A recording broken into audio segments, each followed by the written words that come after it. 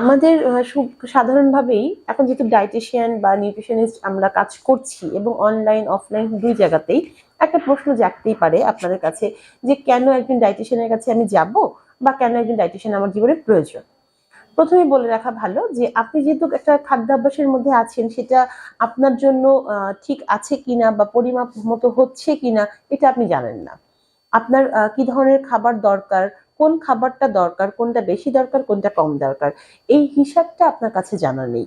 হ্যাঁ, অনেকে হয়তো বা টেকনোলজি ডিপেন্ড করে গুগল করেন বা চ্যাট জিপিটি করছেন, তাতে ইন জেনারেল আপনি একটা সলিউশন পাচ্ছেন, কিন্তু আপনার নির্দিষ্ট যেটা দরকার, আপনার কত ক্যালোরি দরকার বা কোন খাবারটা দরকার, কার্বোহাইড্রেট কতটুকু দরকার, এটা আপনি জানছেন না।